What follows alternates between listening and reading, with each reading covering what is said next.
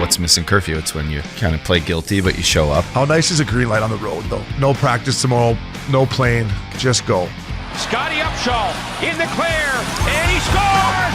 Right in front, scores! A few laughs, a little bit of fun, and obviously a lot of hockey talk. You're listening to Missin Curfew. Fellas, coming to you from Hall Pass Media in Newport Beach, this is Missin Curfew. And before the boys start stopping around, let's not forget the show is always presented by DraftKings. DraftKings, the crown is yours. Obes, the Richie fella, and our boy, Swishy Swish, 93-1, back from the Eastern swing. All I know is after that Eastern swing, I needed a Z-Pack or two. Toronto, Ottawa, Montreal. Hopefully we picked up a couple points along the way. Hey, Rich? Oh, we lost in the shootout. We got a point there. Oh, we won that one. But what a swing. Swishy, welcome back, fella. Yeah, 3-4, Toronto, Ottawa back-to-back, off day, flush in Montreal on Saturday, Sunday show in the dust storm. Yeah, it was incredible, fellas. A lot of Missin Curfew fans up there as well at the show. So, they both bleed into each other in terms of guys from Belleville that know Little Texas, guys that are from Port Hope, Obi.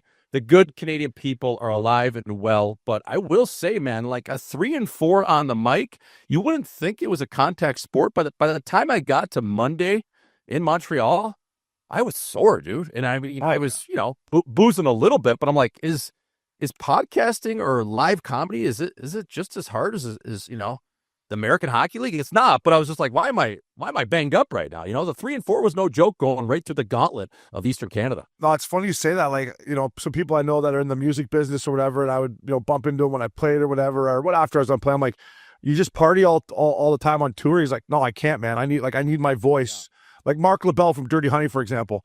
I'm like, dude, you just get after it on the road. He's like, I can't, man. Like maybe my guitar guy can or whatever, but I need my chops to be able to send it, every other night for 2 weeks. So, no, you're Switchy. Some of those fellow tours we go on, if we had to do a show when they ended, I couldn't even talk. There's not enough fucking lozenges. Yeah, you just be, beer and Jameson. 5 to 10 shots of Jameson to get over the hump. But it's funny you say that, Obi. Like, did this show now. We've done probably 15 or 20 of them. And, you do the back-to-back. Toronto, it was incredible. And you're coming off like that high, and then you got to gear up for another show. The next day, you're flying out of Billy Bishop, day of the game. But I think our people are starting to realize a little more that you just can't drink every night. Like Johnny always says, you can only drink so much and screw so much. So I think for me, in my department, I've definitely become more professional. And the focus is on obviously putting on a good product for the people that buy tickets versus just getting shit-faced. So, yeah, it was a lot of fun, though. Yeah. Let me ask you this question. Like, how do you guys come about your material each night, like a back-to-back? Are you using some of the same bits, or are you going all new? Yeah, I would say, just depends. Like, for us, it's improv, but there's still, talking points. So I have a notebook I carry with me. And, if some bits hit really well, we'll kind of redo them on the fly, the next night. So if it went really well in Toronto, yeah, we'll talk about that bit. Obviously, going into Ottawa, we got to spend a little time on what's going on there, like Pinto's Bookie. You can talk a little Allmark, whatever it is, just different things that are tailored to the city. But yeah, we do have some material we fall back on, especially if it hit and then it's fresh in our mind. Yeah, that's great. Yeah, it was a lot of fun, fellas. It was a hell of a season, as they say, winter pressure. Hell of a season. I don't want to say a little sleazy because that's not the right word, but maybe a little irresponsible. Yeah, that's not the right word. Bet you that blonde was a real shot at life. Yeah, a real shot. Real shot. We're not that young. What a movie. Flick. I'll tell you what, though, getting a little taste of it in Buffalo with you guys in the green room hanging out and then watch you guys on stage, it's like, it's one thing to sit down here on a podcast and stop around with your buddies and you got Ice Pick, Edmund and KC back there helping us out, but to go up there and actually snap it in front of, a live crowd for an hour. Like, I was back in the green room drinking Blue Lights and Jameson, and I'm like, are those guys still out there? And they're like, yeah. I'm like, Jesus, that's a fucking marathon. I couldn't believe how long you guys were out there for. Yeah, and in every show, I get more confident. I'm standing up now more like stand-up comedy style. the game just slows down to you. I think we've done 20 of them now, and I'm not some seasoned comic obes, but I just think your confidence grows every show, and it really slows down. Like before, like my first couple, you go up there half licked because you're a little nervous, and then you get the typewriter jaw going where you're just kind of just spewing out a ton of jokes at one time versus like taking your time, calculating where the punchline's going to be, scanning the crowd. Yeah, there's no better feeling in terms of, obviously playing hockey in the National League is top one, but having that mic in your hand and people living and dying on every word you're going to say, that's where I get that buzz, fella. It's fucking awesome. A few more girls at the National League game, maybe. A few more girls at the National League game. You guys have a couple there, huh? Yeah, we usually set the over under at about 3.5 chicks. There's a building of 200. There's probably about 3 chicks. But what about the bond that you and Heat Daddy have? Definitely more at a National League game. You and Heat Daddy have always been, or Bobby Gucci, sorry, have always been tight. But I gotta think after, what is that, 6 shows you guys have done, and like, I would see you before the show and getting pumped up. Like, has your friendship and stuff got closer even because of you're going out there and you're putting yourself out there? Like, I remember talking to Kevin Connolly about stand-up comedians. He's like, dude, never, bro, can I do that? Like, you got to go out there and literally put yourself in front of people. And there's a chance you could fail. But have you feel like you boys are tighter since these shows have started? Yeah, I think so, for sure. I think it's like going into a playoff series with your D partner. Like regular season's one thing, but then you get into the playoffs and you maybe win a round, or as the season goes, even the regular season, you develop a bond with your partner, a guy that you've played with, you've been in the trenches with. Shit doesn't go your way some nights. You got to respond, get back on the horse, keep your confidence and your wits about you. So definitely, Obes, I think it's just like, I always compare everything to hockey in a locker room because that's all I know. So, there's definitely a lot of similarities there. And when you're just 2 chins and you got to go out there and perform, it's like, all right, this is all we got. We're in some random city and let's do this thing, baby. All we got is each other and see if we can drink this whole bottle here, fella. Like, shake it off. Tough night at the office. -3 on Swish. Drink this, fella. Shake it off, Rich? Shake it off, baby. Also, so I want to ask you, I saw you went to Soto for dinner. Yeah. I haven't been there in years. How is she? What a spot. It was so good. Yeah. And Rocket Pro Services set me up there. So it was Already. Yeah, you'd be in a nice corner spot, 4 top for 2. Yeah, it was NHL. That place, that Chicky Parm, it's not as long as your arm, but it's incredible. Yeah, it was as good as ever. Wow. About in years spot. Yeah, it is. Yeah. We have confirmed that Little Texas is back and rolling in Belleville, Ontario. Is that we got that out of the Let It Snow tour? Confirmed? Yep. Confirmed, and Richardson can attest. It is back open. There are people dying for a Missin Curfew show at Little Texas, and I'm glad we got the Little Texas name drop in within 30 seconds and now at 3 minutes into the show. But yes, boys, we have to go there. Like, I'll fucking drive there. I don't even care. That would just be legendary to get the picture outside of Little Texas with you 2 legends knowing everything I know off the mic about that place. I think we I might have the owner's name on my phone here still. For the glory days. when they put Richardson in the Belleville Hall of Fame, we'll do a one-stop shop. We'll come in and see him, put him in the Hall of Fame, and then we'll get banged up and do a show from Little Texas. Yeah, that's perfect. What a spot. Hey, I'll tell you what though, Richie. Near the end of my career, when it was all coming to an end, I was going up and down with Florida, but the hockey gods, I believe in hockey gods, fellas. My last 2 trips in the NHL, I got Western Canada for the rookie party, Vancouver, Calgary, Edmonton. And then they called me up again. I'm like, oh yeah, who do we play? You're like, Toronto, Montreal, Ottawa. I'm like, no fucking way. I say my last hurrah right through the guts, as Swishy would say, right through the guts of Canada on both sides. I mean, nothing better than going through Western, Eastern Canada in the National League, hopefully winning some games, picking up points. Is there anything better than that, Rich? I mean, I used to love that shit. Fuck. No, and especially if you're single. Oh, I was single. Yeah, exactly. So I'm assuming. I think I might have saw you in Vancouver. I think that was. I remember that. And then, yeah, that's a great way to go out, buddy. If they're gonna go out, that's where I'd want to go. Yeah, we need New York in there sprinkled in, but we're having New York sprinkled in Hollywood. But I knew I was getting back to both of those places. I remember the night after the rookie party in Vancouver, we had practice the next day. I think it was an afternoon practice. And, or maybe it was, anyways, we're sitting there getting dressed, and I'm just like, yeah, boys, who do you think was the drunkest guy at the party last night? And Upshaw's tied up skates. He's like, O'Brien, 100%. I left her all out there. I knew it was coming to an end, but Swishy, we missed you on the fella tour, bud. On your home turf there. What a spot Scottsdale is there. Global Ambassador, nice establishment, top cheese there. Rained on us a bit, but we battled through her. I just want to talk to you about Sky Harbor. I know you always post great content coming out of Sky Harbor. Every time I leave that airport, I'm in one, but I just find like they kind of narrow everything down. Like you get in there, it's all right, and then you go to whatever wing you're going to go to, and they just Gets tight on you. fuck. They just hem you in like the sharks at the Shark Tank. I'm like, I got no room to maneuver here. And listen, there's people in my way where I'm like, this guy shouldn't be in my way. Like I could bulldoze this fucking guy right over right now. Yeah, it's like the same people that designed this rink in Milan or the people that designed Phoenix Sky Harbor. There's just not a lot of real estate. It's a little smaller for reasons you have no idea, especially Terminal 4, Obes. Every time I'm going down one of those little alleyways, whether it's to gate C or B, whatever the hell it is, I just take a snap of it and I post it right away. Look at this fucking petting zoo. Because it's just like a bunch of ants like surging into this little hole of gates. And yeah, you can get hemmed in there. You can catch diseases back there. It's disgusting. There's nowhere good to eat. The lounges are even gross if you're a lounge guy. It's just, there's not a lot of good on at Sky Harbor. Terminal 3 is way better, though. Yes. Terminal 3 is where you want to be. Terminal 4 is a cage match. Terminal 4 is a cage match. Terminal 3's got some decent spots. It's a lot cleaner, a lot bigger. Yep. That's the Delta. Delta United. Yeah. Delta's a nice airport. Yes, it is. I like Delta United, and then it's like the straight pigeon deck one. Yeah. It's Then it's some weird like ones. Frontier, yeah. Yeah. Ooh, Frontier. Stay off Frontier. Yeah. I like Delta though. Delta's a I nice do. That's airport. yeah. Good first class, good lounges. I like Delta.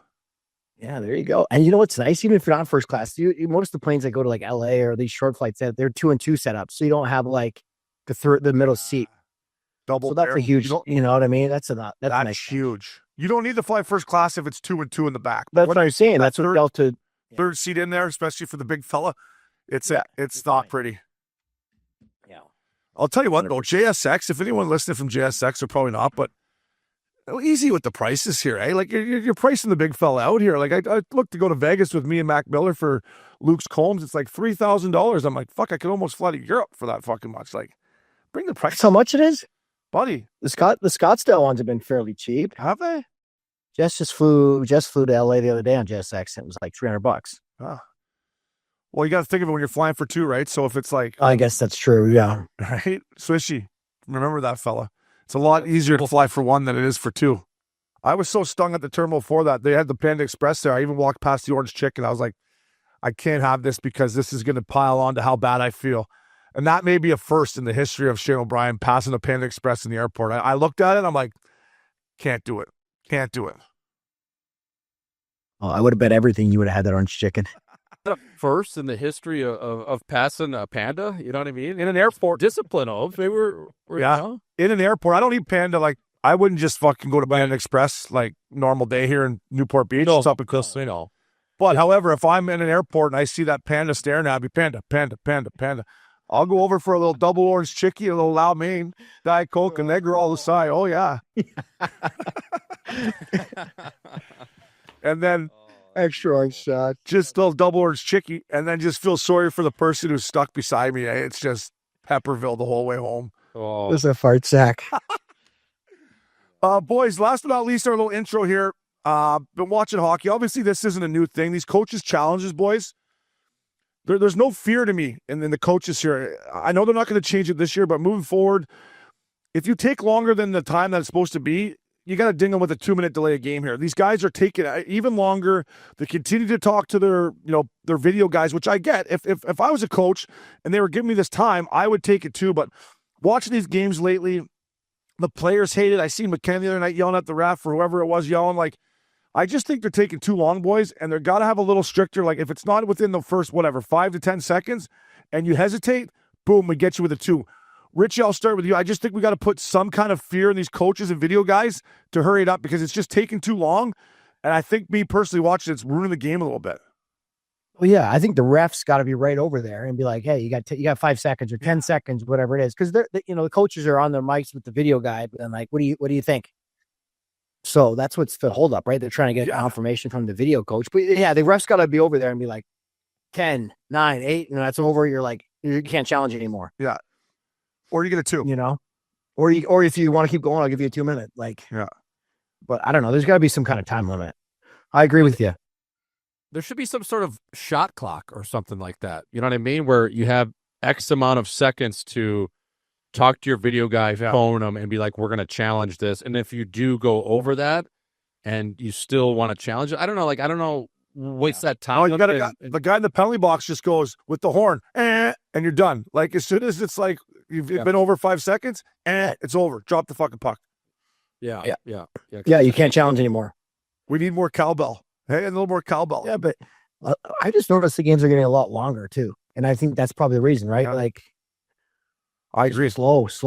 But I mean, I'll tell you what these boys do have licked. These video boys back there. They got these offsides down to a goddamn science. I mean, if you see an offside challenge coming, I'm going to say 9 out of 10 times, 9.5, 9 a hook out of 10. They got it right, boys. hey, they track that. I've sat in the office with the video guys, and they track every entry into his zone. It's not So they have it just in case, make sure it's not offside. Every single one. So that's like a big, huge focus. That's why they get them right almost every time. got to drag the leg. Got to drag the leg. Hey, boy, you got to drag that leg. Swishy, drag the leg.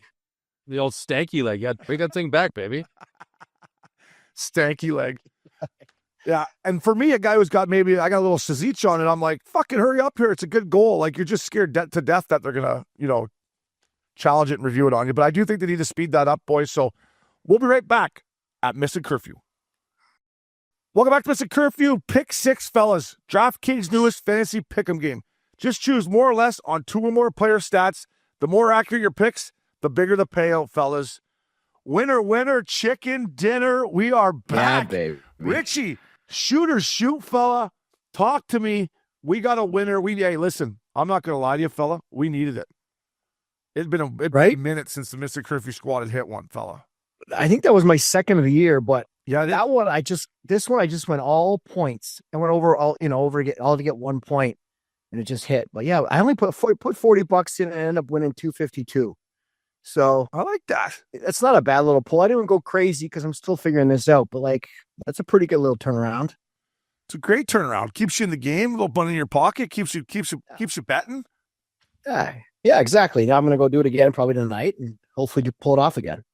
So Swishy, I was talking because my little 3 goals and 3 assists wasn't working for me, so I thought I'd go pure defense.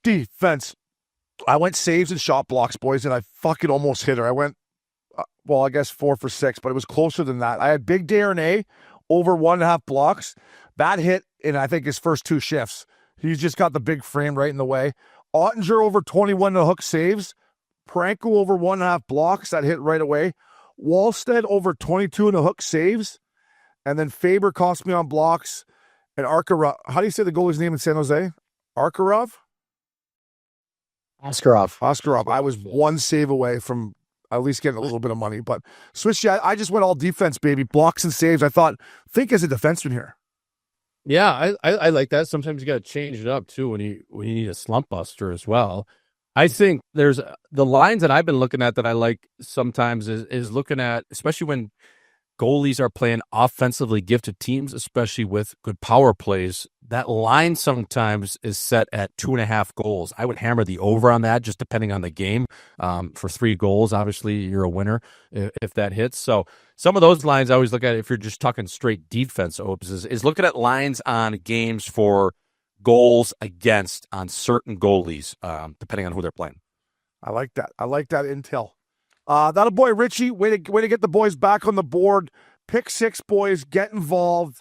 Thanks, fella. All you got to do is hit one like Richie, and you're in the money here. So, moving on here at Missin Curfew, it is the Kits Eyewear Dish of the Week. Fellas, it's this easy. Go to kits.com, fire in your prescription, virtually try on any frame. Boom. Next thing you know, knock on your door, Kits Eyewear. Use promo code Curfew for your first pair of any prescription frames, absolutely free. Boys, we're going to Columbus. Listen, don't look now, but the Columbus Blue Jackets are 6-1 under Rick Bowness. I took them last night against the Flyers. Sorry talk. I like their hockey club. I like their size. I like their back end. They got great goaltending. You got to give Philly credit here. They fought their way back into it, boys. And this is 3-3 in the third period here. KC, roll it, buddy. A good little cycle down low here by Columbus. Severson down the wall. Boom. Backdoor to Monty, short side spink dink. That's our Kits Eyewear dish of the week. Swishy, I'll start with you. It's a great play by the forward, but as a D-man, when you see that forward come up, that is our green light to go down the wall, fella. It's a great play by Severson to have his Kits Eyewear on and see Monty backdoor. That's an NHL dish. Yeah, so that's the old low to high scissors play, Obes, right? As you see your forward coming up in and around, right around that hash mark, it's a great play because not only the Columbus guy working up the wall there gets in on the inside of Bobby Brink, he sets a pick. Now, Severson can come down the wall, a little, hey, how are you? Backdoor play, has all the ice to see. A lot of times that's obviously a backdoor pass. Sometimes you shoot that, but yeah, a great play there. That's the old classic scissors play. Defenseman, you see that, especially me being an offensive guy, I would get so horny seeing that. But a great pick play and then a well-executed scissors ends up in the back of the net. Great dish, fella. Yeah, Richie, anytime I see that winger come up the wall like that, Rich, that was, and I'm not obviously not an offensive guy, but that's a green light for defense. But obviously, you check to see if we got a high center or the other winger. But that's a great play, that little switch forward to D, man.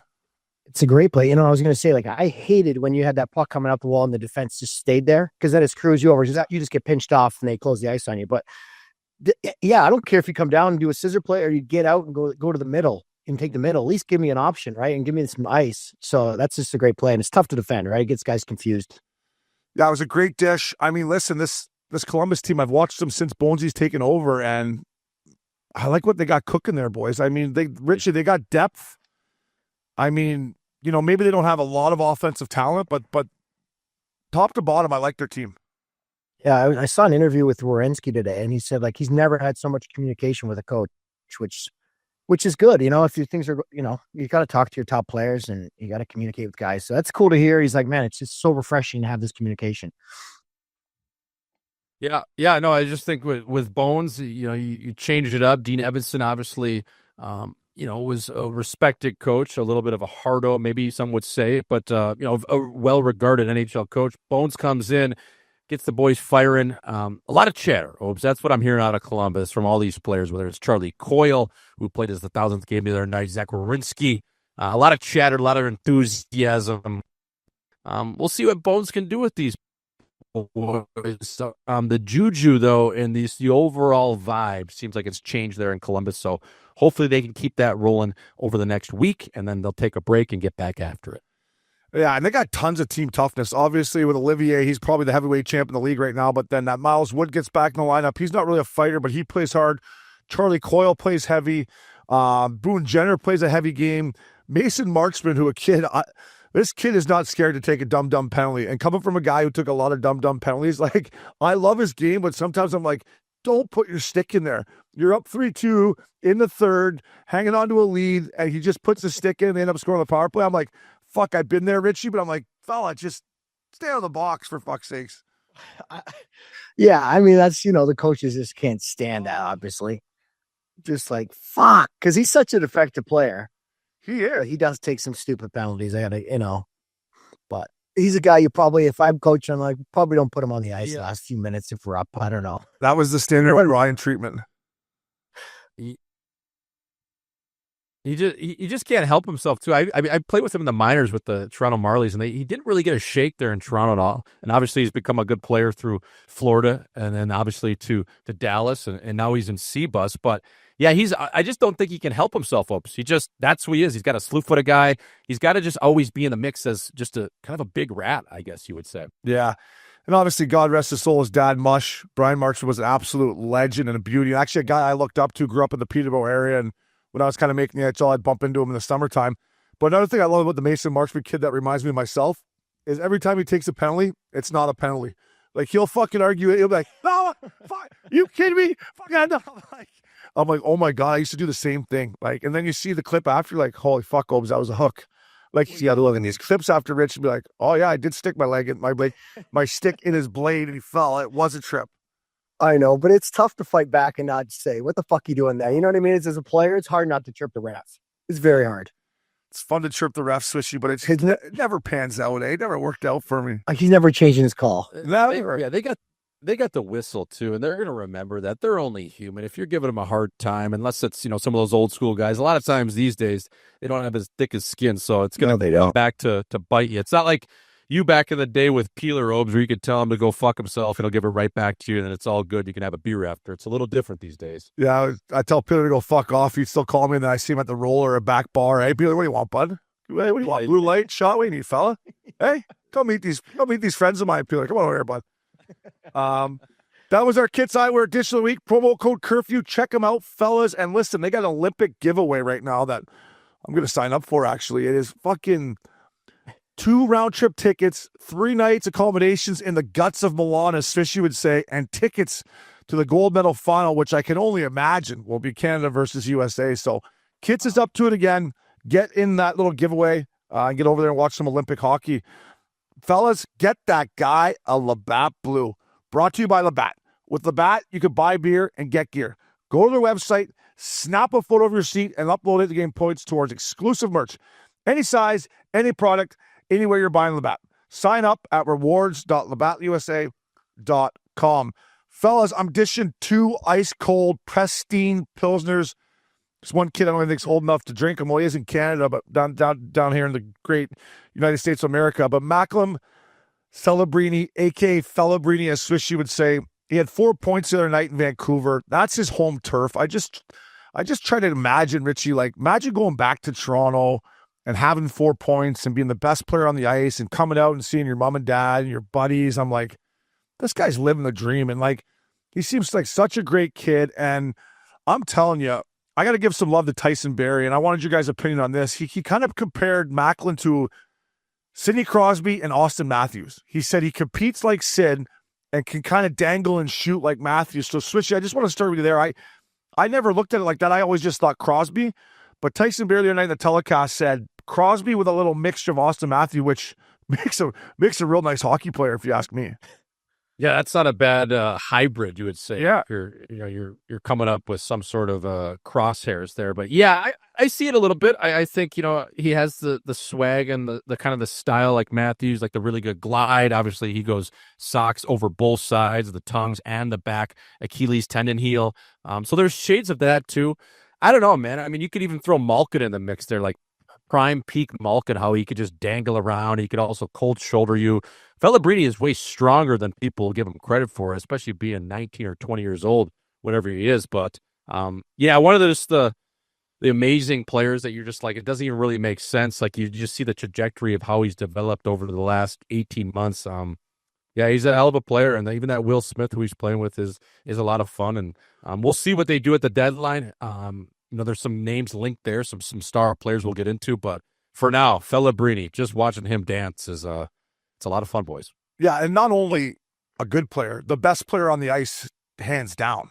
And that Vancouver Canucks team, Stinky. I'd rather put the alumni team out, I think. Go let the Sedins go out there and fucking throw some sauce around. Because I feel for footy. But anyway, staying positive here. Macklin Celebrini, good for you, buddy. Get yourself an ice-cold Labatt Blue in your home turf, putting up 4 points. Boys, last pristine Pilsner for me. Watching the Minnesota Wild play the other night against the Chicago Blackhawks. Good hockey game. Blash and the boys go up 3-0, and the Wild fight their way back to win 4-3 in a shootout.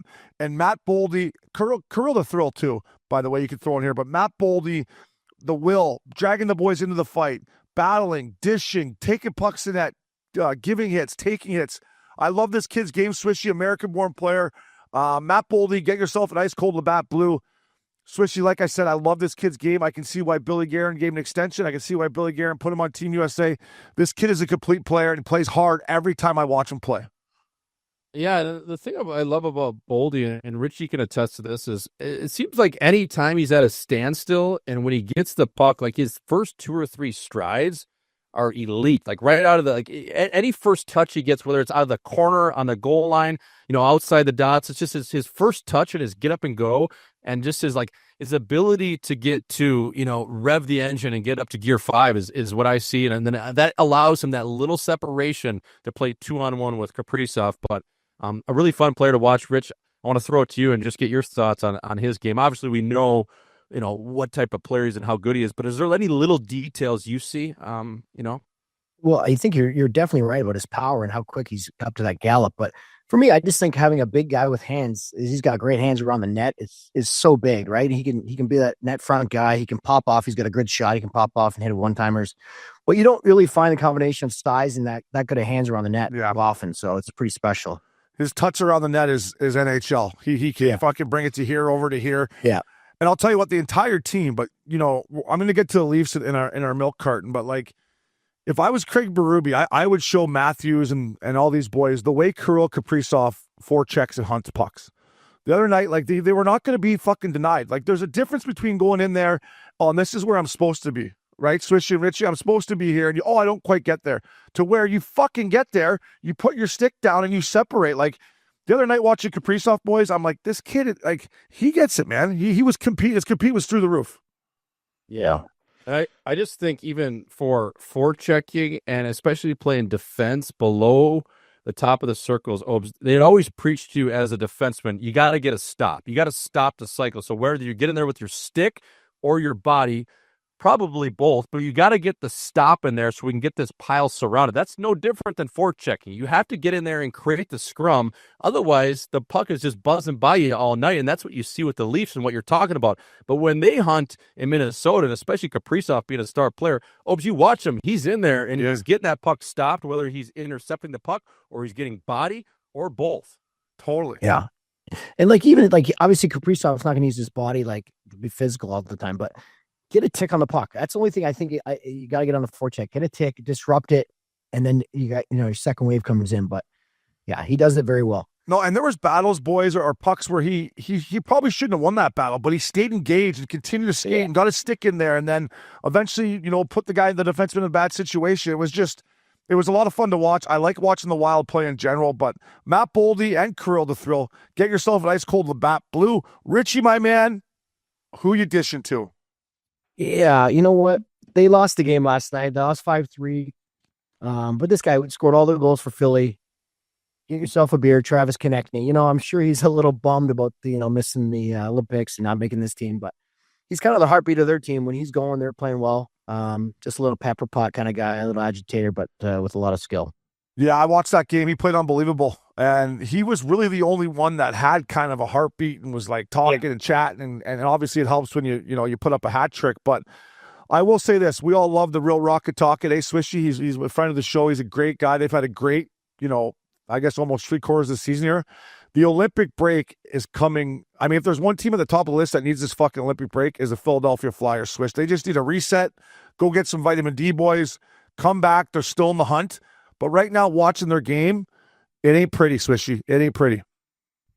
No, they're certainly limping into this break, but that's the beauty of the break. You get 10 days off. You go down to St. Bart's. You get some vitamin E, pina coladas, Miami Vices, maybe a little psilocybin reset. I don't know what you need to do, but you need to bring better energy coming back, because what you do have is 7 or 8 days of practice now going into the second half of the season. So the real Rocket can really take this thing down to the screws, reestablish some just traits and qualities and just brand of hockey they want to play moving forward, going into obviously a hopeful playoff run. But yeah, you're right, Opes. They in Philly right now. Get yourself a stung Philly and get yourself somewhere warm, because it's bleeding there and it's leaky. Yeah, Rich. Yeah. No, I just said, I mean, they're 2-7-1 their last 10. Obviously, that's not great going into the break, but Talk, I already know that I guess I've had this chat with Talk before. He's gonna be like, boys, I need you skating on this break. He's gonna maybe go away for a couple of days, but hey, you can't be drinking the whole time. You need to get on the ice. Oh, and they probably do. It's a long time, but yeah, I'm cheering for them. God, man, I'd love to see them kind of hang around at least. Oh, hey, listen, I'm cheering for them too. And if you ask the boys in the dressing room and the real Rocket Talk and Jonesy and DB at the start of the year, if at the Olympic break, I think, what are they, 5 or 6 points out, would you take that? They probably would have said yes, right? They got off to a hell of a start. And, Updog talks about this a lot, the dog days. This is the part of the season right now, we've all been there, where everything hurts. The Olympic break is, you can see St. Bart's, like Swishy said, you can right see there. It's right there. You can see Mandela's. You can see the fucking table with the vodka. You can see it. But you got to find a way to get some points here before you head on that trip. It's a tough time, Rich, right now, mentally and physically for these boys. Yeah, and there's such a difference, right? When you want to go in and enjoy your break and everyone be in a good, like, real positive, like, hey, enjoy your break mood, not like, fuck, what fuck this up. Like, meaning going into the break, it's a different trip. When you're losing, it's like, fuck, your coach is all over you. You don't want to come back and, like, the practice is going to be miserable. So you don't want to come back in terrible shape. So it's such a big thing just to go on your trip and, like, won a few games and feeling good. You're in the playoff spot. But I don't know. You're getting those email notifications from the Rosewood and Turks and Caicos every day. You know what I mean? You're just looking at that beautiful, clear blue. Exactly. Oh, You're like, hi, we just got an upgrade. You got upgraded to an ocean instead of a partial view, you got a full view. And by the way, there's a mini bar and a sink in there. You're like, oh, fucking right. Here we go away. A little hot tub off the patio. Now you got upgraded. You're like, God, get me out of here. Last but not least, our boy Swishy fella. Who are you sliding a pristine Pilsner to, my man? yeah, and I'm going to slide an icy cold Labatt Blue straight off of Chippewa Street to the 29-year-old, the pride of Toronto, Ontario, playing on the Southern Tour now down in Tampa Bay for our boy John Cooper. That is Darren Raddysh. Darren Raddysh has 14 tucks, 30 assists. That's good for 44 points in 45 odd games this year, having a breakout campaign.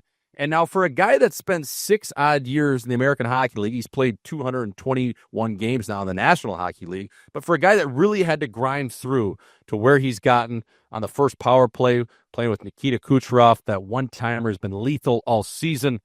And they're having a hell of a year. And he's really stepped up with Hedman out. I'm just curious, has he priced himself out of Tampa Bay?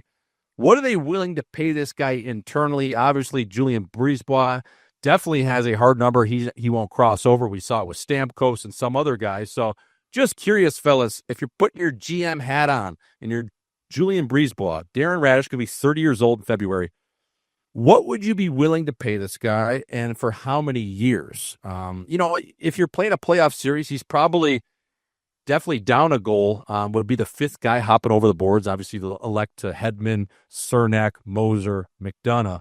But he's been great. He's been great on the power play. So I just was curious what you boys thought. Like, what's the number for Raddysh and what are the years on that? Well, first of all, I think he's taking advantage of an opportunity, right? I mean, the Bolts back end, I think they've played 11 or 12 defensemen, which once again, going back to our boy Coop, an unbelievable job he's done there. Listen, I've never been a huge Raddysh guy. I still think defensively he's not perfect. He's got an absolute hammer. The way he can shoot it is as good as anyone in the league. I'm not sure what his number is going to be or his year. Swishy, you're better at that than me, so I would like your opinion on that. I will say this, however. I know this guy hasn't made a ton of money, and we all want to hit a home run. I'm going to go back to the state tax in Tampa. That'll help out too. But another thing is he's got a great situation right now. Like, you're playing in Tampa where they've built a great culture. Maybe you have to take a little bit less to stay there, or you could go to another team and, some of these holes he has in his game, Richie, may come out, and next thing you know, now you're, not playing as much.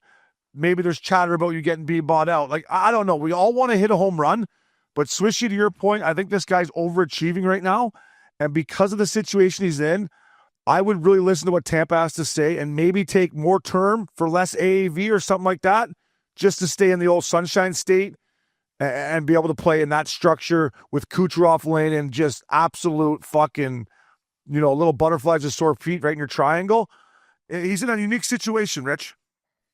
Yeah, I don't know. I mean, I like the guy's game, but I don't know. Like, I mean, he's going to get paid either way. He's going to put up, what's he going to? He's going to put up probably 65 points. Yep. Yeah, so, he might have 20 goals. There's a lot of teams that are going to be looking for a guy that can power play the quarterback their power play, excuse me. So, I mean, I get what you're saying if you're happy in Tampa, but you only get one chance to really go to free agency when you're having a great year too. So if they're not going to pay him somewhere close to what he's going to get, it's tough to turn that money down and leave it on the table. In my situation, that's how I think of it. But I'd say I don't know what you think, Swish, but he's going to get $7 million. Well, I was drawing comparables, and he doesn't have the pedigree as the guy that did sign in Seattle 2 years ago, coming off a Stanley Cup. But that was Brandon Montour at 7x7 and a hook, 7x7. Like, is he going to command $50 million on the open market, Obes? Because I just think I like the guy's game. I really do. I think he's in a great situation in Tampa Bay. But say he goes to another team and you sign for 7 years times 7. If that's somewhere a team is willing to pay you, it depends on that make and model of that decor. Like, he could easily be a power play 2 quarterback. You know what I mean? Like, some teams are going to have a horse there. Yeah. And I just think he's in a really good situation in Tampa where he can play quality minutes, first on the power play. And he's got a good thing going there, and especially when Hedman's healthy. I mean, that's a great guy to shelter you a little bit where you struggle defensively. He shuts down essentially one side of the ice. So I'll be interested. I definitely think Brisebois' number is not going to be nearly close to what he could probably command on the open market. I would be interested to see, if they can find common ground, because I do think that's a great situation for him. Yeah, listen, he's only been in the league like a regular national leaguer for 3 years. Is that correct? Yeah. Yep. So here's the problem. He's made no dough. I mean, right. He's made his first legit year in the league. He made $762, and the last 2 years he's made $975, and he's 29 years old. He has to go try to hit a home run now. I mean, he can't. Even if he would have made $10 million right now or something, to where it's like, okay, I could take a little haircut. But when you really, the guy's only made a couple $1 million or $3 million. It's like, Swishy, to answer your question, that I've seen his numbers, he has to go hit a home run, and I don't think Tampa's going to give it to him. I'm scared if he goes somewhere else. The holes in his game defensively are there. They're there in Tampa right now, but he gets away with it, Swish. If he goes somewhere else, granted, if he gets $50 million, it doesn't really matter what your plus minus is. Saying that, though, I don't think he's as good as defenseman as his numbers are showing. Offensively, he's great, but I question his D zone. I question his D game. Yeah, I would say so, and I just think, like, for him, he has to cash in. There's going to be spots open, whether it's, a team like San Jose, if they don't re-sign Klingberg, or there'll be spots there for him to go play. Definitely. I just think, for Brisebois and what they're thinking, like, if they wanted to keep Darren Raddysh, and I don't know anything about being a general manager, but you like to think, and you probably think they'd have to get rid of something. And who would that be? The odd man out on the blue line would probably be Cernak. Now, I'm not making that swap. I want Cernak over, if we're looking at Stanley, winning a Stanley Cup. I just think he has more value to your blue line, Rich. I don't know what you think, but there would have to be some give and take where you'd have to ship at least one guy out on that blue line to keep Raddysh, especially for, what he wants to get paid. Well, the way I see it is, like, there's only so many offensive D that can run your power play. Like, he reminds me a lot of Bouchard and Edmonton, like, both kind of play the same way. Both liabilities in their D zone. Yeah. Exactly. They're both liabilities, and you kind of like, okay, well, they're not perfect, but they can quarterback a power play and get it 65 points. So and maybe get 20 goals. So I kind of see them as almost comparables. I know Bouchard's done it for 4 or 5 years now, but that's kind of where you're at. There's not a lot of guys that are going to put up these kind of numbers on the back end. See, I would say where maybe Raddysh might have old Julian Brisebois bent over a little bit here is Victor Hedman is a 35-year-old defenseman with a ton of miles on him. Ryan McDonough is a 36-year-old defenseman with a ton of miles on him. Those guys are both signed through 2028, 29. Like, what do you do if you're Brisebois? Like, I mean, if you let Raddysh walk, now you got Cernak and Moser, but I mean, their two big dogs are on the back nine, is what I'm saying, Swishy. Yeah, I mean, in Cernak, he's got miles on him too, right? Like, he's a little bit younger, but he's, I believe, a 94 born, so he's played a lot of hockey. He's played a lot of hockey. He plays hard. But you do need a power play quarterback, and when you have one of the best in the league and it works, that's valuable. So it's they have their hands tied there in Tampa Bay. I don't know what you do, because I do think he's a $7 million player. If Jake Wallman last year got 7 times 7, Darren Raddysh, you could argue, maybe is an $8 million defenseman. Yeah, that's it. But if any team can pull this off, it's Tampa. They know how to finesse these guys into staying there, right? Yeah. Is there ever a day in the age where you think, like, Tampa would ever consider moving off Hedman? Like, you could still probably get a ton for him, assets. Like, there's got to be teams out there that would love to bring a Victor Hedman into their dressing room. But I mean, he's making $8 million for the next 3 years after this. Is 35 going on 36. Is there any idea you think they would ever do that, Swishy or Richie, or am I just way off the fucking radar here? I think you're off the fucking reservation, off the Reds. I'm just talking about he's played. I don't think. Yeah. I mean, he's played a lot of hockey. He's been banged up all year. I guess when he hasn't been playing and you don't see him, and he's 35 and he's played a shit ton of hockey, I don't know. It's just like, how long do you hold on to him before you're like, oh, fuck, this guy's 38 or 37 making 8 bananas, and he's not the Victor Hedman he once was, Swishy. Yeah, and I mean, you can definitely. There's one thing to sniff and see what you could get for return if you're a general manager and just kind of poke around, but to move off a player like that for, and it doesn't really. It is a what have you done for me lately league. I get that, but I still think a healthy Victor Hedman is a really good player at $8 million a year. Like I still think I still think he's got a few solid years left if he can get healthy enough. I still think that's a great number for a guy that shuts down half the ice when he's out there and still play 30. And maybe you see that too. You would see something like that maybe come up if they're a bad team. This team's looking to win a Stanley Cup again, so he ain't going anywhere. Yeah, I'm just saying. To where Swish is going, I don't think you can keep Darren Raddysh when you got Hedman and McDonough making 8 and 6-8 respectively. I don't think it's going to happen. And you just signed Moser. Yeah. He's at 6 and a hook for 8. And then you got Cernak, who's tied up for, at least 2 or 3 more years. I think he's making 5 and a hook. So, yeah, they got money all over the place there. As much as I love John Cooper and I love that guy, and as much as I love Tampa, Raddysh, go get paid, bud. You got to go get paid. Trust me, buddy. Swishy, great points by you.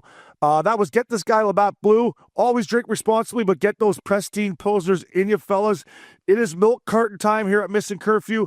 I'm doing this out of desperation. Well, that's what it is. Desperation, really. I'm putting the Toronto Maple Leafs on the milk carton. I took them to win the Eastern Conference and go to the Stanley Cup. Good call, Lobes. Listen, I thought they were coming out of it, boys. They went 8-0-1. They went in and beat Colorado. Nylander got hurt. Let's not forget one thing about this hockey club. As much as people are bagging on them, they've had a lot of injuries this year, but their defensive play is not nearly good enough. They're 24-20-9, 8 points out. Listen, boys, I'm putting you on the milk carton. You got 4 games left before the break. You got to get some fucking points. They're in Seattle tonight. Then they go Vancouver, Calgary, Edmonton. You got to go 2-2 on that break, on that last 4. I mean, if they go out there and lose all 4, get on your trip because your season's fucking over. So I'm putting them on the milk carton for a Missin Curfew bump here, boys. I thought they were coming out of it, Rich. I really did. And now that Homestead was stinky. Yeah, I mean, it's not easy to win on the road either. I mean, if they go to even 500, they need to win. They need to go on a run, but not win. I'll tell you that. No, but they need to go on a run here. Like 2-4, getting 2-2 or going 2-2 on the trip's not going to move the needle. They got to at least get that though. I know, at least, the season's. I think it's a little getting out of a little reach for them. So it'll be interesting because if they don't start winning, what are they going to do? Are they going to keep everyone around? Or are they going to move some guys? I mean, they're going to trade here. I'll tell you right now. If you're talking, tell me to put my selling hat on. Bob McMahon gone. Yeah. Let's see. I don't know. Matthias Maccelli maybe. I mean, Scott Lawton. Huh? Scott Lawton. Scott Lawton gone. Lawton. Carlo gone. Stetcher gone. Ulrich Babarsson maybe gone. Yeah. So you're taking that thing right down into the fucking foundation is what you're thinking. Or just all those guys are available if it comes to that point. Yeah, I still think they're going to, I'm just a straight degenerate. I still think they're going to claw their way back in here somehow, but. I do too. They're not, I do too. Fuck. How about Matty Nyes? What do you think about this, boys? He does an interview the other day, and I get it. He's got to be doing sick of interviews in Toronto, but he says, I don't even look at the standings. First of all, bullshit. They're right there in the dressing room. But what do you think of that answer? Like, I don't look at the standings. Like, fella. Fucking standings are right beside where you get your coffee. You're looking at the standings.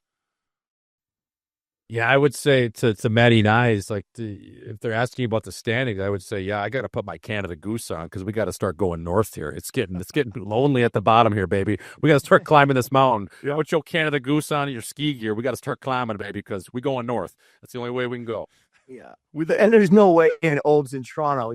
There's no way you cannot have. Anywhere you go, they have the standings. Like the TV turn on, Toronto Maple Leafs. They talk about them for 8 hours a day. Right? So, yeah, he knows. Listen, I guess he's playing with something real bad, but he better be because he's playing like a big pussy, if you want to be honest with you. But if he's hurt, then he's hurt. I'm going to cut him some credit, sorry. But fuck, what is he, Swish? He's 6'3", 225? Like, run into somebody. Get pissed off, man. Like, I don't know the kid personally, but... rumor is he's playing with something really, really bad. Lower body, like, I guess he's not even practicing much, so I'm going to cut him some slack. But, man, that guy's big enough to play hard. You know what I mean? Yeah, I mean, he's built like a deep freezer. He's fucking 6'3", all of 225. Yeah, he's got to be playing through something, whether it's lower body. I don't know, but he's definitely not in Matty Nye's form where he's playing like a freight train downhill. So hopefully that'll come back soon. But yeah, I don't know. They're in dire straits over there. Craig Berube got in a fight with a baseball. I don't know. Like there's, like those guys. Whew, stay with it. Somebody took a picture of Chief. He's riding like streetcar in Toronto in a fucking snowstorm by himself, sitting on the back of the streetcar looking at his phone. I'm like, man, that's a dark, dark place that Berube's in right now. Like, where's he heading, to the brass rail, or where's he fucking going? Like, he just looked like it was dark. Hello, darkness, my old friend. Like, he was. Yeah, he looked like he got scalped by the old and glorious bastards there. Business is booming. And I don't want to bag on this guy because he's had an unbelievable career. He's future Hall of Famer. And John Tavares, though, like, I know he took a big hometown haircut, boys, but, like, do you think maybe Brad made a mistake bringing him back? Like, I know it was only $4 million, and that's a great bargain. He had a great year last year, but, like, I watch him play right now, and, like, he's kind of skating like me in Finland. Like, it ain't pretty. Like, he's having a hard time getting up and down the sheet. Like, is that maybe a mistake they made? Yeah, well, it's so easy to point fingers right now, right? So it's tough. John Tavares is, like you said, he's going to be a Hall of Famer. He's had a great career. I don't know. I don't know if there's not a lot of centermen out there. So then you take him out, and who's in there? Who's a better player than him at the center position you could get? So I don't know if we want to put it on him and say it's a bad decision on him. I'm not putting but I don't know if it was the right decision. But there wasn't a lot of centermen available this summer, and to get him at $4 million. Yeah. What's that quote? And I'm not picking on Love because I don't believe in friendship either. Yeah. He's sitting at the kids' table. Don't worry about the book. It's not my book. I'm reading Don't Kill Me books over here. Don't worry. I might glance at it. But, yeah, I mean, like Richie said, at $4 million, he's got 45 points, 19 goals. Like, what are you bringing in for $4 million? And that's that production. I know, the legs aren't there. This quarter used to be a nickel, but I don't know. Like, this quarter used to be a nickel. I'm saying maybe you bring in a younger guy that has a little more pace to his game, that maybe doesn't have those numbers, but I get it. You lose Mitch Marner, who's over 100-point guy, and you're Brad Treliving. You're like, fuck, I need Tavares as well. He's going to take a haircut. He had an unbelievable year last year. And I'm not blaming him because he plays hard every night and he's trying. When I watch Tavares play, I'm like, this guy's at least trying. But it's hard for him to get up and down the sheet right now. So maybe he just needs a little Olympic break, vitamin D. But that is the milk carton. Boys, I'm putting the Leafs on. I need a milk carton bump. Find a way to get some points here out west, boys. Last but not least, before we get to our guest, it's the rumor mill. Listen, boys, rumor is the Sharks are in on the bread man. I love it. Kiefer Sherwood, they just picked up. He's hurt right now. Richie, me and you talked about the Ducks. You mentioned they have a lot of good right-handed shots. I just love that we're actually talking about the San Jose Sharks going all in here. And if you can get your hands on the bread man, I like it. I like it a lot. Yeah. Go ahead, Swishy. Yeah, I mean, listen, to add to that power play with the bread there, and then you could, ideally you could play Celebrini, Smith, and Panarin together. I mean, that line would be insane. Talk about the East-West action on that line. Oh, my God, just hemming teams in, finding the one-timer or 2-on-1s. That would be an absolute sideshow. So I do love it. It's a place that Panarin is willing to sign an extension, at least what's what the insiders are saying. So let's see if we can make it happen. I love that move. That power play is already good. I can't imagine adding bread. And just that line, I mean, how much skill would be on it, how much fun to watch Celebrini, Smitty, and then if you added the Russian, that would be awesome. Hey, fella, it's a great point by you. Colin Graff, decent player. Bump him down, right? Bump him down. You go Celebrini, Smith, and the bread man playing is offside.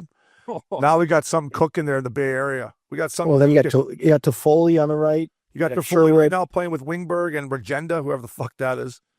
And then their third line, Macklin, Misa, Gaudette, good third line. And their fourth line's Goudreau, Revo, and some kid I've never heard of. Well, they just got that Sherwood. He's just out. He's banged up. I mean, so he'll be in there too. That'll be a nice third line guy for them, right? Great third Sherwood on that third line. Oh, yeah. And I'll tell you what, their back end, Swishy, I love Sam Dickinson, the young kid. He's going to be a player, but they bring in Orloff. They bring in Liljegren. They give Big Darren A chance. They give Klingberg a deal. Like, they brought in some veteran guys, Richie, and say what you want, especially at defense. Maybe not so much up front because you need your legs and you got to contribute and score. But on the back end, you can get away with just bringing in some serviceable, as Swish would say, NHL D-men. And that's what Greersy did here. And I'll tell you what, they have a nice little back end there. Well, some guys that can eat some minutes for you, right? Yeah. And not get you in trouble. Like, you know who I really like, who's just kind of just a workhorse for them, is that Ferraro. Yeah. Like, he just works. He does it all. He seems like he's well liked. So as a veteran guy, I like him a lot. Yes. You can play him in the top 4. He's low maintenance. I just think, like, is San Jose, are they done there? Are they looking at maybe another defenseman? Is Mike Greer going to get in the kitchen like a Bobby Flay and cook up a little more? Like, there's some names out there that you could go grab. I think they're definitely sniffing, but are they going to make it a real thing? They should, man. They're honestly as good as any team I've watched play in the West here lately. I mean, Vancouver doesn't have a great hockey club, but they went in there and laid the wood to them. It wasn't even close. And you're right, Richie. I'm happy for this Mario Ferraro, because talk about bringing your golden goose jacket or Canada Goose. He's had some cold years in San Jose. -31, -38, -25. Like, he's been there through the dog days, and now he's come out on the other side, and I'm happy for him. Yeah. And he was always the guy, like, playing against the top lines, and they were just so bad and getting beat up every night. Like, just stick with it. And you know how hard that is when you're on a bad team and you just get eating minuses, and like, it's just not fun. It's not a fun. He's done that for 3 or 4 or 5 years. So when you get that far down the minus train, you're like, there's no coming out. Like, you're like, I just got to salvage the season so I'm not -50. Yeah. And it doesn't really have a lot of reflection on your play sometimes, is that guy. It's just what it is. Nothing you can do. Yeah. You know what? I'd like to see them get, like, just a couple veteran guys that can play, not take the ice time away from the young guys, but like come in and can help them, like, get to the playoffs and push into it a bit. But, that's what I'd like to see them do. But would you think about a guy like Evander Kane? I know he already played there, but is that someone like, maybe Kane's a bad example, but you're talking about a veteran guy that's been in the dance that can come in and give him some, leadership, and when shit hits the fan in the playoffs, guys that have been there, right? Yeah. No, that'd be the goal. I think that, we'll see. Might be a fun little deadline for them. I'm buying San Jose stock, just like you should buy Microsoft stock today, because it just got absolutely murdered. So if you got some money lying around, boys, but a good on Mike Greer. They're fun to watch. Boys, our guest is New York Islanders GM and all-around good guy, MATHIEU DARCHE, coming out to you next at Missin Curfew. Welcome back to Missin Curfew. Swishy, Richie fella. One of my former teammates and just all-around good guy, the GM of the New York Islanders, MATHIEU DARCHE. Darchy, my man, good to see you. Congrats on all the success, and thanks for taking time on a game day. I really appreciate it, my man. I know you're busy, so thank you. It's my pleasure. It's freezing in New York, so I like to be inside anyway. Yeah.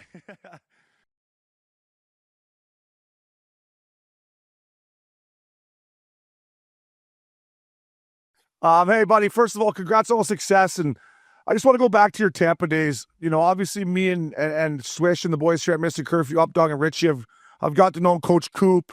I don't know Julian, but just the culture they have built there. Obviously winning helps, with the 2 cups, but just anytime I hang around with anyone from that organization, player, coach, management, scout, trainer, it's just something they built there is amazing. So how special was that for you, and what have you brought to Long Island, from your Tampa days?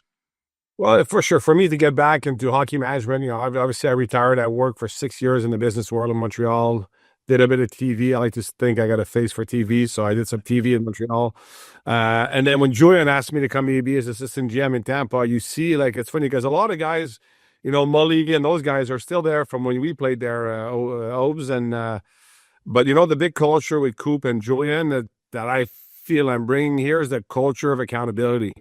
Like you've seen it, like, over the years in Tampa, if a guy's late, it doesn't matter who you are. It's easy to do if it's a extra guy or 4th line guy, but, accountability can't only be when it's convenient. And, the winning habits in practice, like I still remember, like, I got to Tampa and I was seeing the quality of practices, the accountability between peers, because it doesn't matter if your coach or GM holds you accountable. There's no you guys played. There's no better accountability from your peers, right? And I could see, like, in practice, like, guys are sloppy and on passing the puck. You could hear Hetty or Stammer just say, "Hey, half joking, but half here's your message. Like, come on, let's execute here." So you're not going to practice just to go through the motion, and then, they treat people with respect, but it doesn't mean that you don't have your rules and make sure everyone's accountable for what they do on and off the ice. So that's what I'm trying to bring here. And seeing Coop work and Julian, it's, there's a lot of things I've learned that you think as a player that but then when you realize, all right, and even what's funny, you're going to laugh, but then my first few meetings over there, when we talk about players, I was like, oh my God, what were they saying about me when I played? We talk about players. So it's been great. Darche, last time I saw you, we were actually working out at the same time at the Bellagio gym last year, actually kind of around this time. We were rubbing shoulders. You were getting on the cardio machine. I was throwing on some weights. We were sweating it out before the game. Tampa Bay, obviously, then against Vegas.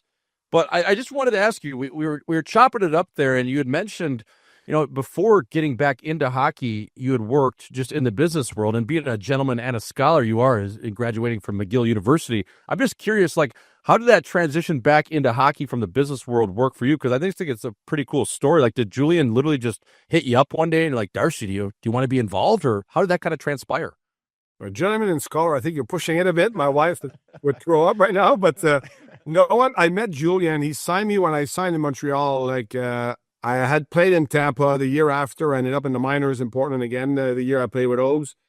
And then Guy Boucher became the head coach in Hamilton. And I've known Guy from my McGill days. And actually, I've known him since I was 13 years old. And first time coaching pro. And he said, hey, and I hadn't talked to him in a few years, but he said, he was telling Julian, hey, I'd like to get a vet. I was, at that point, I knew in my career I was more of a two-way guy. And I hoped to be in the NHL, which I ended up spending 3 years in Montreal, but I signed to be the veteran guy in the minors. We had, me and Alex Henry, and then we had guys like PK Subban and David Darren, those guys coming up. And Julian was the GM of Hamilton, the assistant GM in Montreal, and we're the same age. Actually, Julian turned 49 about a few days ago, and I turned 49 2 months ago. And we stayed friends over the year. Over the years, I retired. I got a job in Montreal in the business world again, did work on RDS on TV, and we always stayed in contact with Julian, but we never officially said, hey, let's work together. But he knew I was interested.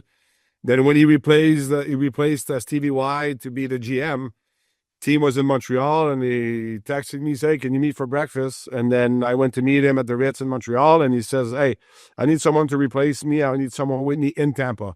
So are you interested in that? And obviously my wife had a job too. My kids were in high school. They were 14 and 16.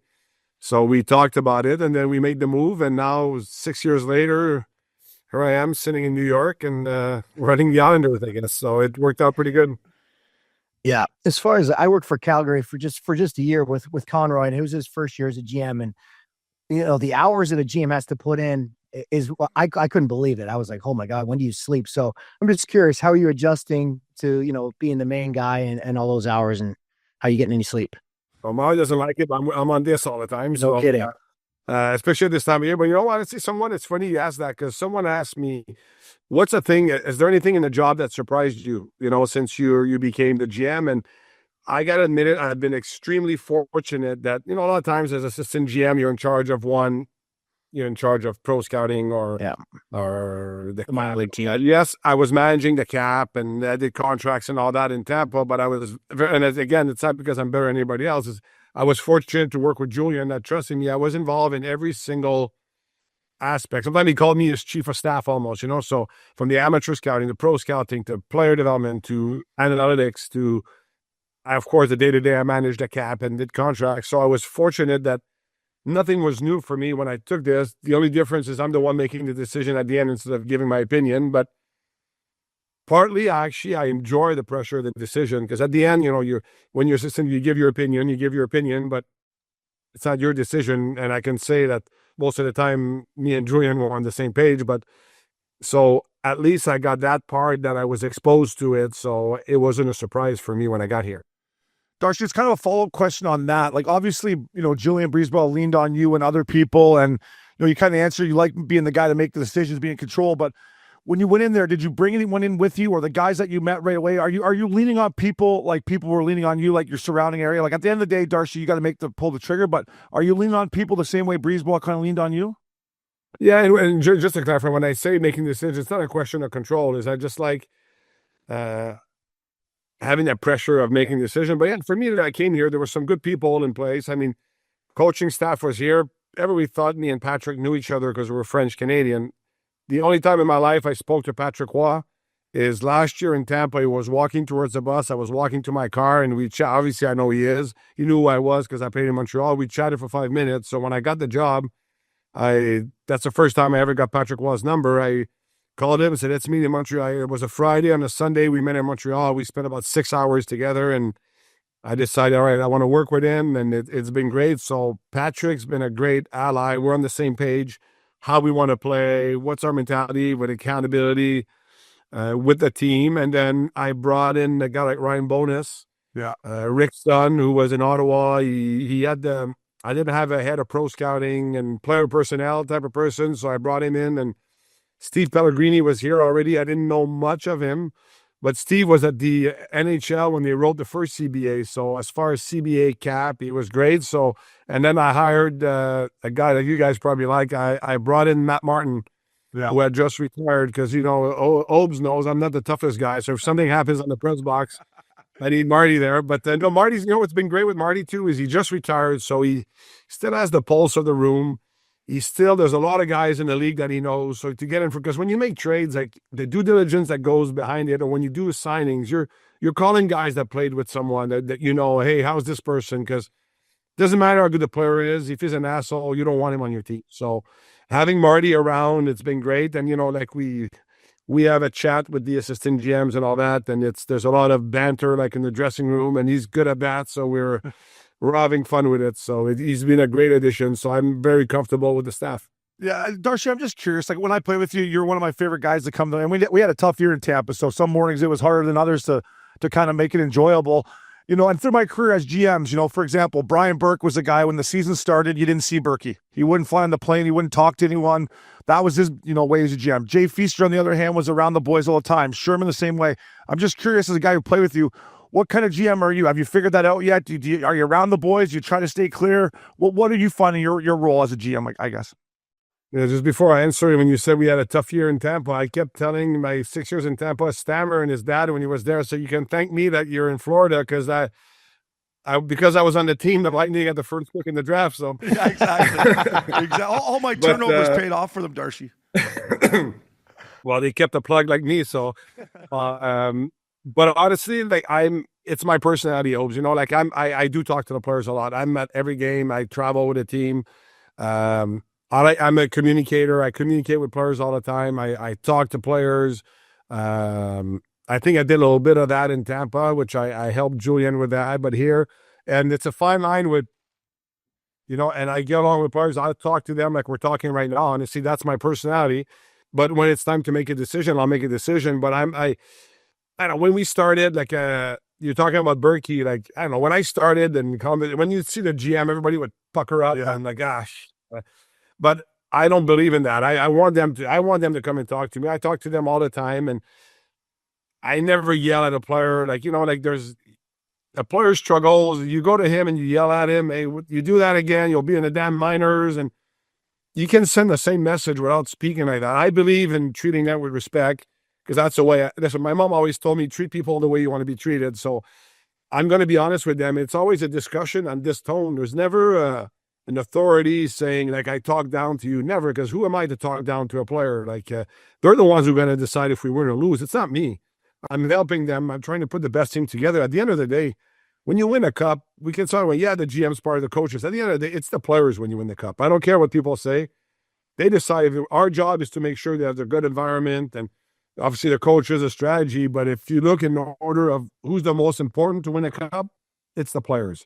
So I want to treat them with respect. I want to communicate with them. I'm not afraid to have the hard conversation, but the hard conversation doesn't mean that you're being an asshole with the player. It's just, I'll tell you what I think. And a lot of times it's a conversation that we're having right now on this tone. It's never a threatening tone. I believe in that way, especially in today's NHL. You have to keep a fine line that, you know, you're not too buddies with them, that you're not going to have beers with them. And because sometimes you have to make decisions. You might love the player, but you might actually love the player, love the person.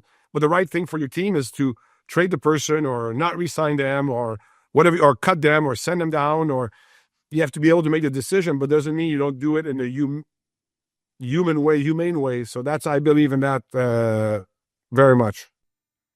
Darche, I wanted to ask you, just in terms of I was speaking a little bit with Robert Bortuzzo, who's a friend of the show and now working with St. Louis. And, he was talking about just different ways managers operate. Obviously, Alex Steen, a guy I spent a little bit of time with in St. Louis, now going to be a young GM coming up next year, taking over that role for Doug Armstrong. But, he was talking a little bit about Army and Army in the height of, watching games. He was saying like he would be watching 2 or 3 games across all leagues per day in the height of, when he was really, dialed in terms of watching games. So I was just curious, like for you, are you watching games at the junior level, American League level, NHL? Is that just like all day? And are you just basically just on Instat crushing numbers, or do you delegate or accolade that to other people? Because I'm sure everyone's different.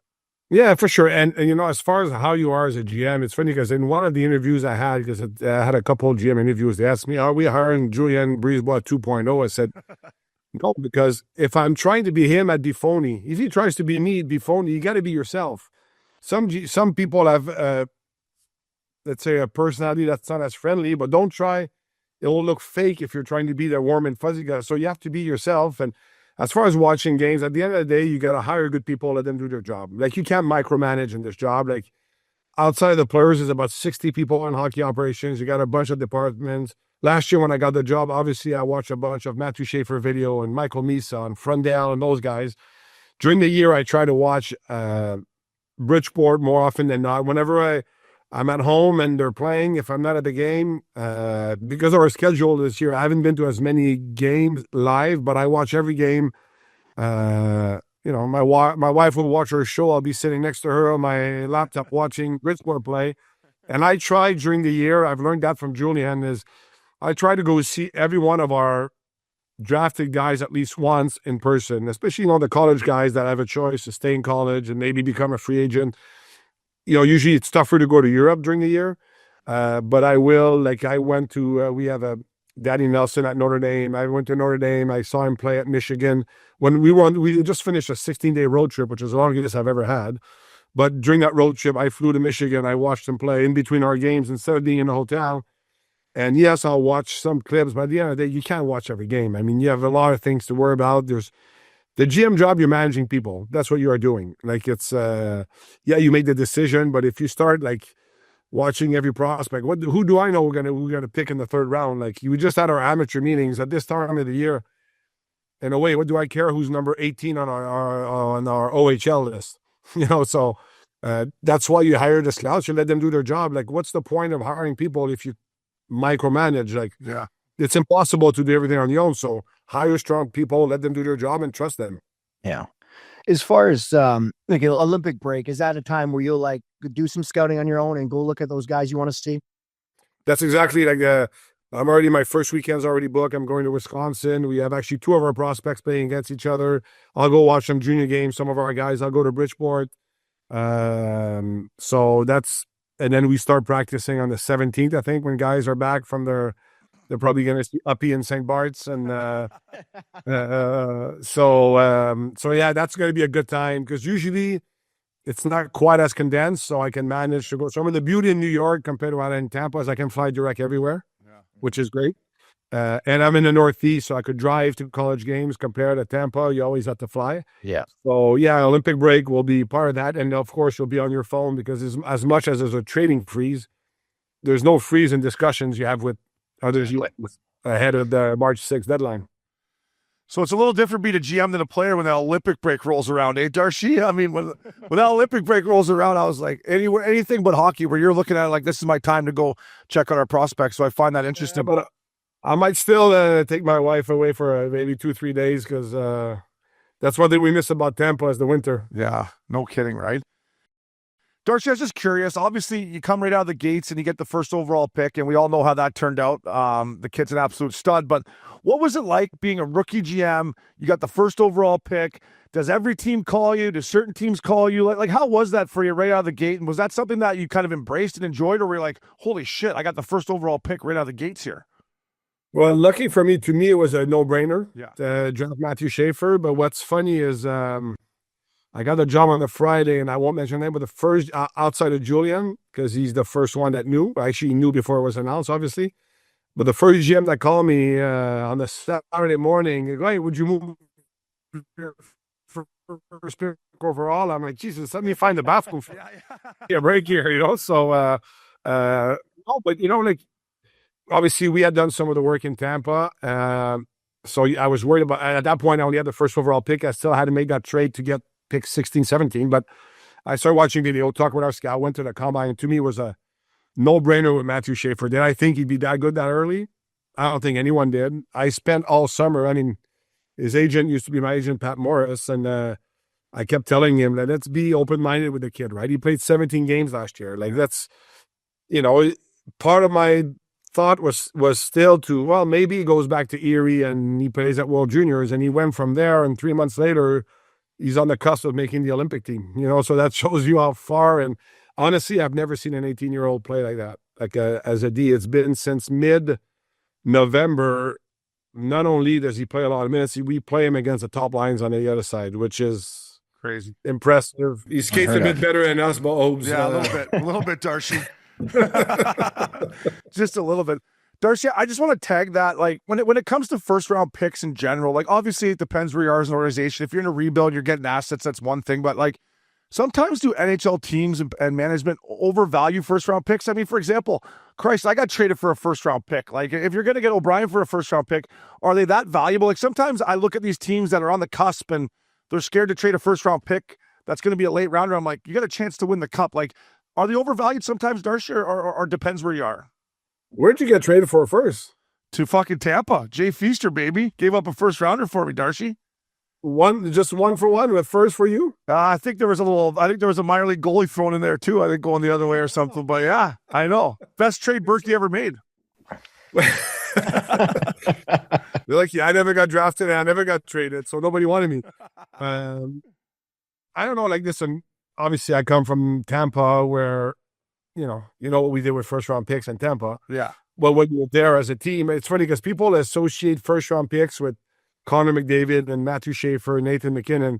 The reality is there's a big difference between a top 5 pick and a 25 to 32 pick. It's a huge difference, even analytically, when you look at the odds. So, look, I have 2 first round picks this coming draft. Am I going to trade one? I'm not I'm not shopping my first round pick, but if there's a deal between now and the deadline that comes and I can improve my team with a player at the right age that's going to do with me, I got no problem trading for.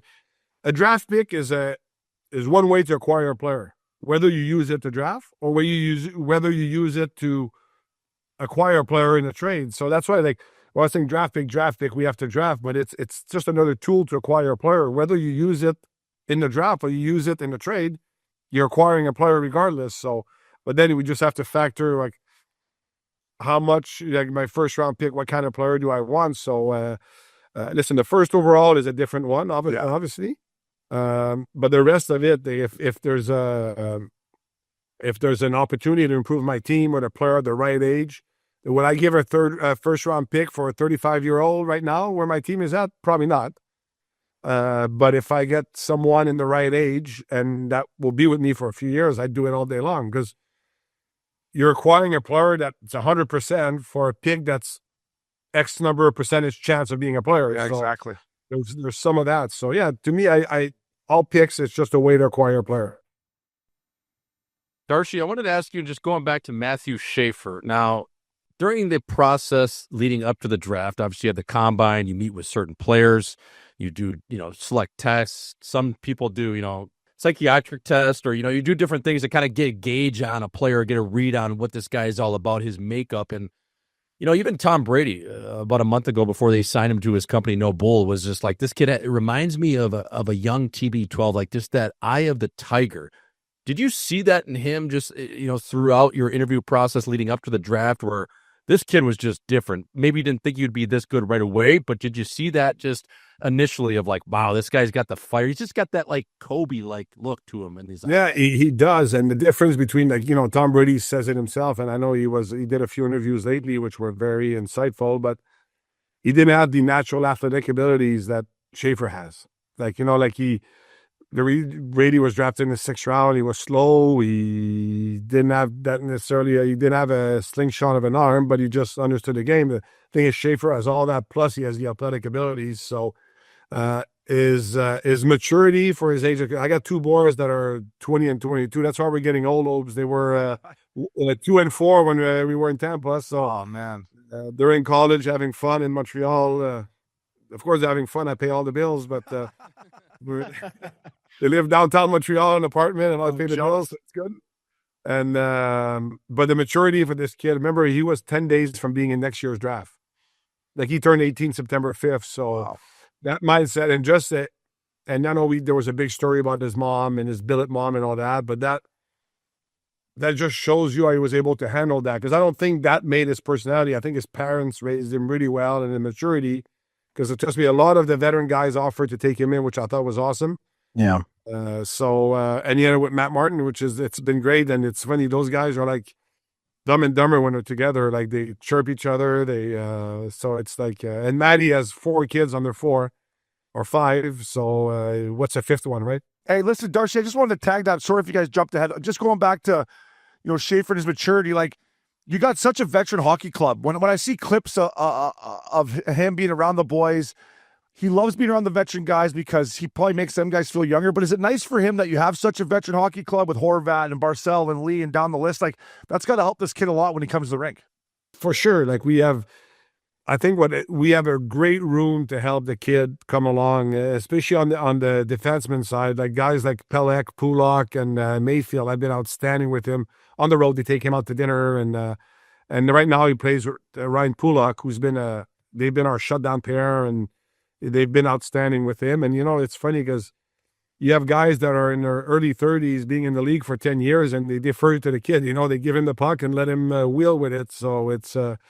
I think he's really helped our team with the enthusiasm and the youthful energy, but I think he's also benefited from those good veteran guys to help him come along. Darcy, you obviously just made 2 great trades, Palat and Carson Soucy. Obviously, you had Palat in Tampa.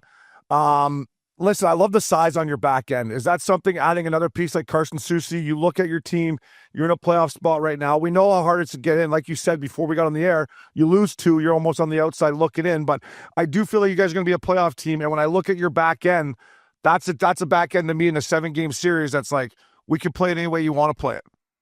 Yeah, for sure. Listen, to me, I want the players are the ones that put us in this situation to be in the playoffs at the end of January like this. Like, nobody expected us to be there. A lot of factors from Schaefer to a bunch of things. And I have guys that have played their best hockey in a few years. So I want to show them I believe in them, and I do believe in them. So sometimes those years in Tampa, a lot of times the moves that made us win aren't necessarily the sexy moves or the big name. Like you think of Barclay Goodrow and Blake Coleman and guys like that.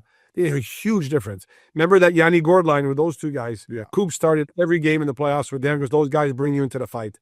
And as far as Carson, too, is obviously we lost Romanov since November for the rest of the year. Who's a big part. He's a physical guy. And look at the teams a lot of times that win in the playoffs. They have size on D. It doesn't matter. Like you have to defend. You don't score your way to a championship. You defend your way. And I felt we could improve defensively. Carson's a big, almost 6'5".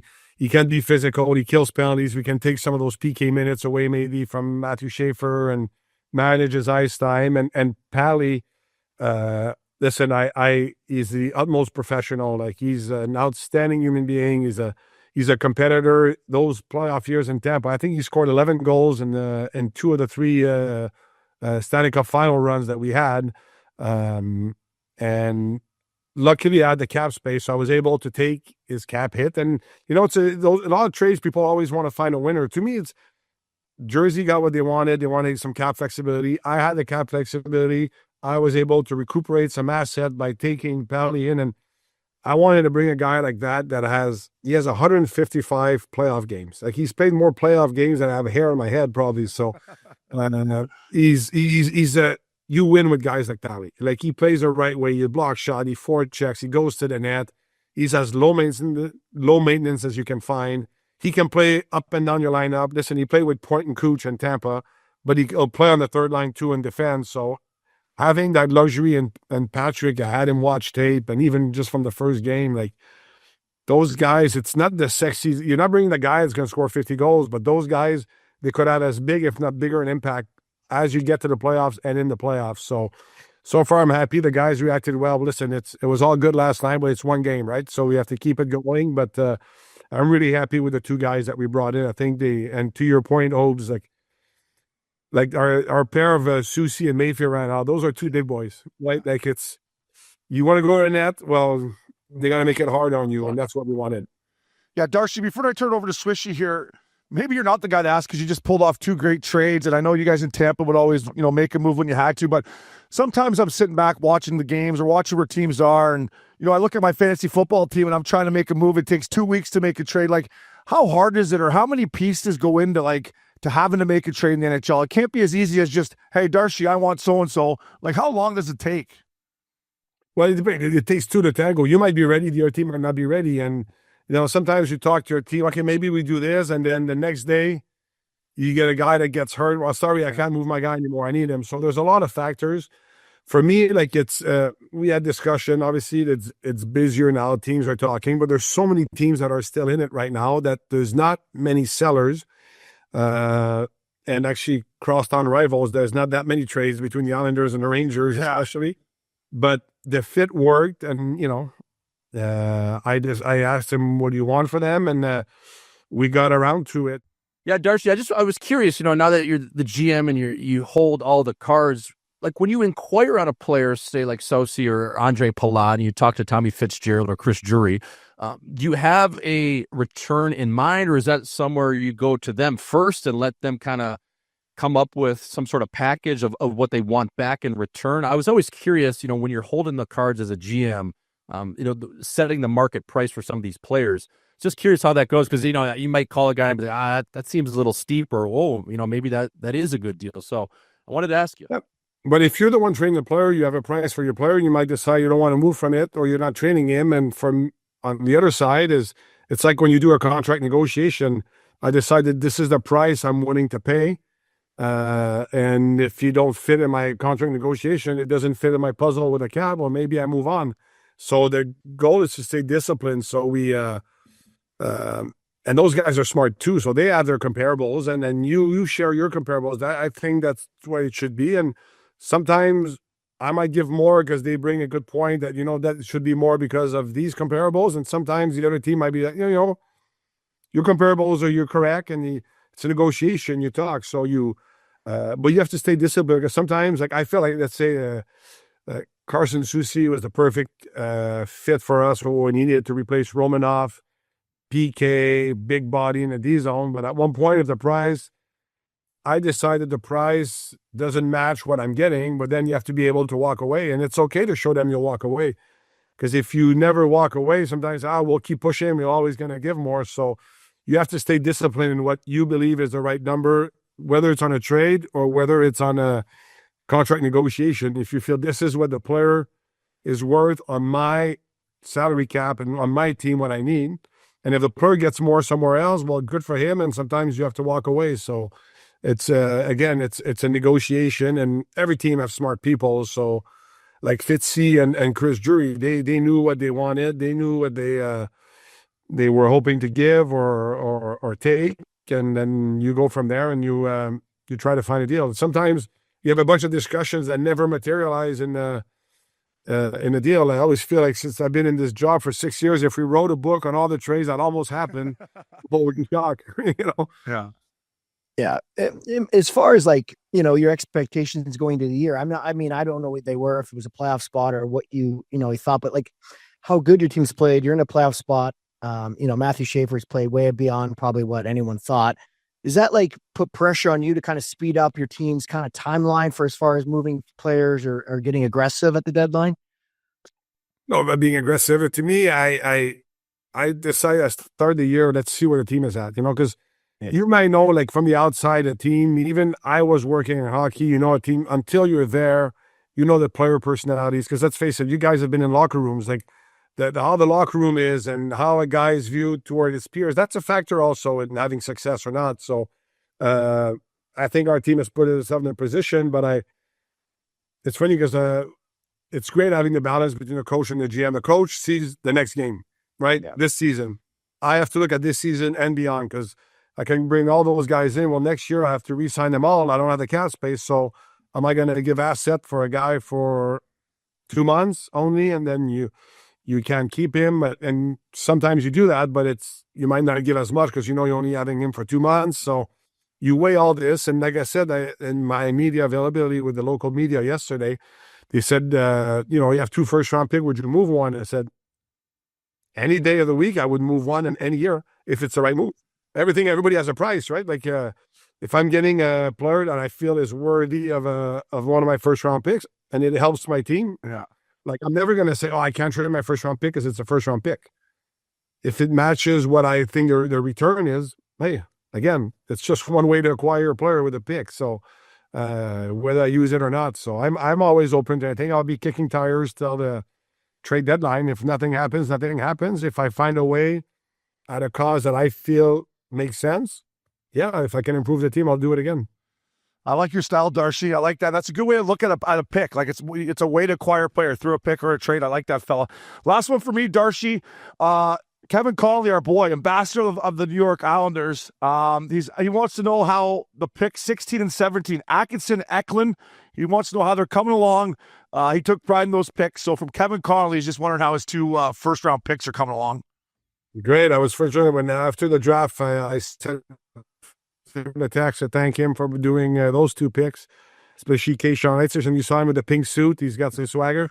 They're actually both doing great. I thought I'll start with pick 16. Macklin had a real good World Juniors. Obviously, he won the gold medal. I think he was player of the game in the gold medal game. He's just he's a bit like his brother in San Jose, but it really goes in the traffic here. Even some scouts are like, he's not the biggest guy, but he'll scratch and claw his way through scrum, so I'm really excited about him. And Keyshawn Eitzers, like he's got, I think, 22 goals in like 30-something games in the OHL. He destroys guys open ice hit. Like he's got an element that there's not a lot of guys that have anymore. Like I'm sure you saw after the draft, there was a thing circulating in social media, all his hits in the OHL. Like he's just punishing guys, and guys don't want to find him. And Obes, you'll like that. Like I think 2 weeks ago, or maybe 3 weeks ago, he destroyed a guy open ice, or just before World Juniors. And he dropped his stick, and the way he did, nobody came, so he picked up his stick when he kept playing. And I think last week, one of his players got run from behind by the tough guy on the other team. He didn't hesitate 1 second. He went and he fed that guy a few uppercuts. So like he's a competitor. He's got that rare element that not as many players have today. Like he's not afraid to go for that open ice hit. So I went to watch him play in Barrie. They were playing a young team, and every player that got the puck and on the rush and coming in his side of the ice, they were kind of like, oh, like they're aware that he's there. So that's a great element to have. So I'm really happy with the 2 guys. I mean, they're not ready to be in the NHL right now. That's why Macklin, Victor's in Sweden and Djurgården, and Cash is in Barrie. But I'm very happy with those 2 prospects. Yeah, I liked when he was working the red line against Czech. I was like, I like this actor. I like this kid. He's working the red line, chirping guys. I'm like, this is Canadian hockey here. Fucking right spot. I was loving it, Darcy. He's got some swagger. He's got some swagger for sure. Hey, Darcy. And he's got a bomb. Yeah. Like he's got 22 goals as a D. Yeah, that's impressive. Darcy, listen, buddy, you're one of the good guys. I'm happy for all your success, buddy. Thank you for taking the time. It was great to really just sit down and hear your perspective, buddy. So I can see why you had success. Keep it going. Good luck down the stretch. Enjoy your Olympic break, and we'll see you in the Stanley Cup playoffs. All right, thanks for having me, guys. And tell Uppy next time if he's not on vacation, we can chat. All right, brother. Thank you, Darcy. Fellas, welcome back to Missin Curfew. Swishy, Richie fella. Thank you to my former teammate, MATHIEU DARCHE. One of the good guys, man. Fun guy to be around the rink. You can kind of see it there. He's a good talker. Good teammate, played hard, and really smart guy. Hey, Richie, I'll start with you. Like, I was blown, not that I'm the smartest guy in the room ever, but I was blown away with, his mindset and the way he looks at picks. And I think the Islanders got a good one in that GM right there. For sure. First off, I didn't know you guys played together. That's cool, but it's just cool picking a GM's brain and like to see how they approach it and what their kind of strategy is and how they analyze players and where they put their emphasis. It's really cool. I enjoy asking questions to GMs, but I think he's done a great job. I mean, they're in a playoff spot.